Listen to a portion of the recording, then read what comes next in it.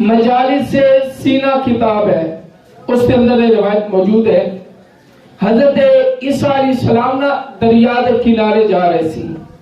دریا دے کنارے آپ نے دیکھا ایک جانور ہے، سفید رنگ دا چٹا جانور ہے، سفید کلر دا،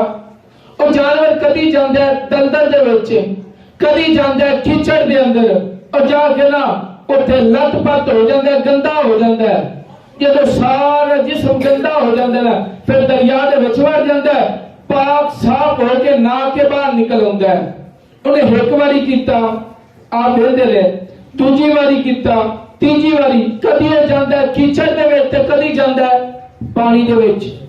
پہلے گندا ہو جاندا ہے مر پانی نہا کے صاف ہو جاندا ہے۔ حضرت عیسیٰ علیہ السلام اللہ دے نبی ہے،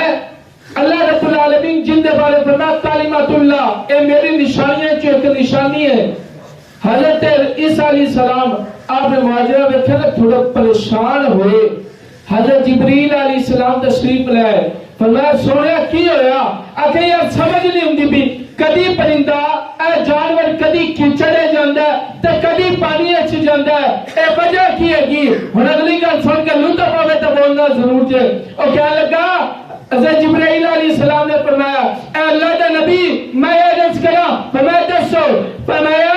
اللہ دے نبی اے جانور امت محمدیہ دی مثال دیندا پیا، اللہ دے آخری نبی آوے گا، اس دی امت ہوے گی، گناہ کرے گی، گناہ میں زندگی گزارے گی، گناہ کرے گی، فجر دی اذان ہوے گی، آ کے مسجد نماز پڑھے گی، جن نے گناہ کیتے ہون گے رب نماز پڑھ کے نہ گناہ میں معاف کر دے گا۔ سبحان اللہ، سبحان اللہ، تاری صدا نہیں ہے گڑبڑ کے بولے سبحان اللہ۔ فرمایا سونیا اس بعد پھر گناہ کرے گی، فجر تو لے کے زور تک گناہ ہو جانن گے، لیکن جب اذان ہوے گی نا سارے کام کاج چھڑ دے گی، مسجد جا کے نماز پڑھے گی، نماز دی برکت نال اللہ گناہ تو پاک کر دے گا۔ اللہ دن دے وچ 5 واری اس طرح کرے گی، رب نماز دی برکت نال سارے گناہ معاف فرما دے گا۔ اچھا یار کتنی خوش قسمتی ہے، یہ میری خوش قسمتی، میں تیرا امتی ہے تے ساڈے مقدر ہے نے یار، اس مقدرہ تو قربان جائیے، اسا حال پیدا نہیں ہوئے، جنمے بھی نہیں، عیسیٰ دا دور رب ساڈی بخشش دا سامان ہوئے تیار کردا پیا ہے،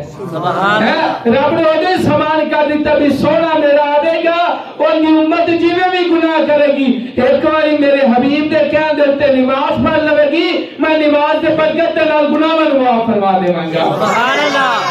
لہذا نماز دی پابندی کرنی۔ اچھا یار اتنے بندے